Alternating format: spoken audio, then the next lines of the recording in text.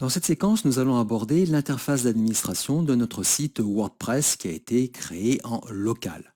La première étape, naturellement, va consister à se connecter à notre site. Dans un premier temps, il faut que vos serveurs soient démarrés.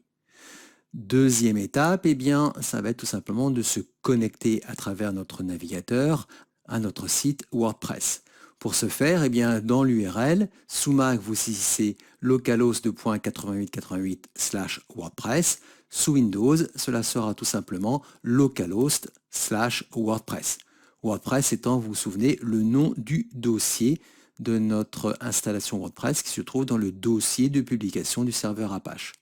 Pour se connecter à l'interface d'administration, vous avez deux solutions. Première solution, vous avez en bas, par défaut, suite à une installation standard de WordPress, un bloc d'informations qui s'appelle Meta. Et ici, vous avez le lien connexion qui va vous permettre de vous connecter à l'interface d'administration. Si je clique sur ce lien connexion, vous avez ici le formulaire de connexion à l'interface d'administration. Mais je vais aussi vous faire remarquer que l'URL a changé. Nous avons maintenant, suite à WordPress, wp-login.php, ce qui vous permet de saisir directement cette URL pour avoir le formulaire de connexion. Donc je vais mettre mon identifiant très simple et mon mot de passe tout aussi simple. Et je clique sur le bouton « Se connecter ». Et nous voici face à l'interface d'administration. La première chose que nous voyons, c'est ce gros bloc d'informations qui s'appelle « Bienvenue sur WordPress ». Si vous désirez ne plus afficher ce bloc d'informations, il suffit tout simplement de cliquer sur le bouton « Ignorer ». Étudions maintenant l'interface générale de WordPress. Donc, dans l'administration, vous avez dans la barre supérieure ce qu'on appelle la barre d'outils. Dans cette barre d'outils, nous avons plusieurs éléments importants. Premier élément ici, c'est le menu « Mon site » qui va nous permettre d'afficher le site que nous avons créé. Non pas l'interface d'administration, mais le site publié. Nous avons ensuite le bouton « Créer » qui va nous permettre de créer plusieurs types de contenus. Enfin, sur la droite, nous avons la salutation, ici « Bonjour Christophe », avec l'identifiant de la personne qui s'est connectée à l'interface d'administration. Dans la partie gauche, nous avons la barre des menus. Élément très important, la barre des menus est ici complète. Pourquoi elle est complète? Parce que la personne qui a installé WordPress possède le rôle d'administrateur. Et l'administrateur a tous les droits dans l'interface d'administration de WordPress. Si c'est vous qui avez installé WordPress, eh bien vous serez administrateur et vous verrez la totalité des menus. Ce qui ne sera pas le cas lorsque vous créez plusieurs utilisateurs avec des rôles différents. Nous sommes ici en ce moment sur le tableau de bord et plus particulièrement sur l'accueil. Et nous verrons ici, si je puis dire, la vie générale de votre site et les événements liés à WordPress.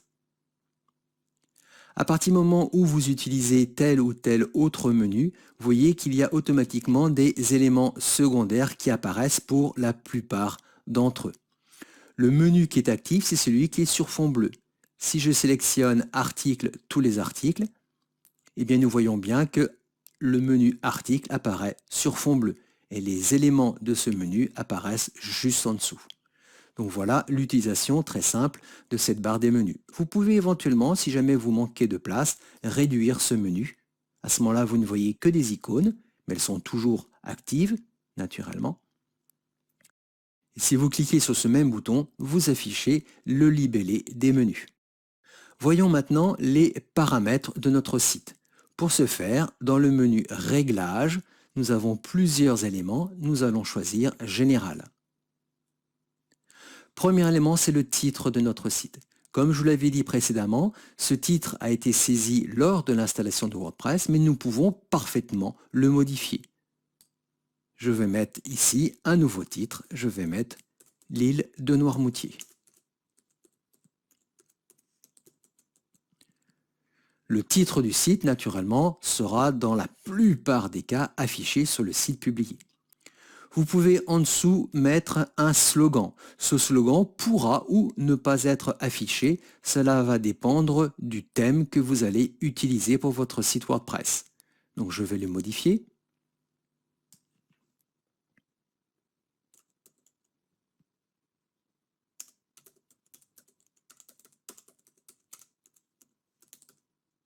Voilà, des textes et des photos. Au niveau des paramètres d'adresse, eh bien, vous les laissez tels quels. Il n'y a aucune raison de les changer.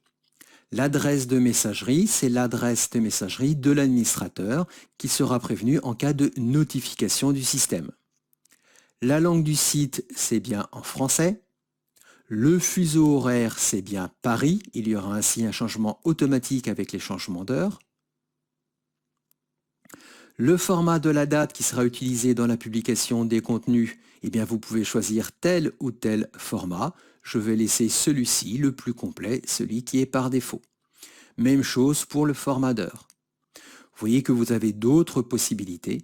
Et si jamais vous voulez personnaliser vous-même le format de la date et le format de l'heure, vous avez ici un lien qui vous permet d'accéder à une page expliquant comment changer, comment personnaliser le format des dates et des heures. Enfin, la semaine commence bien le lundi. Une fois toutes ces modifications apportées, vous cliquez sur le bouton Enregistrer les modifications. Voilà, les réglages ont été enregistrés. Autre paramètre que nous avons, toujours dans le menu Réglages, c'est Confidentialité. Ceci est fait pour la réglementation du GRPD, le règlement général sur la protection des données. Et pour ce faire, eh bien, vous avez aussi une page, nous le verrons par la suite, qui est dédiée à la confidentialité des données des utilisateurs. Cette page, elle est accessible dans le menu Pages, toutes les pages, et nous avons ici Politique de confidentialité. Naturellement, vous pouvez parfaitement modifier cette page car elle est juste à l'état de brouillon, c'est-à-dire qu'elle n'est pas publiée. Et je reviens sur mon tableau de bord, sur l'accueil. Donc voilà l'interface générale de notre administration WordPress.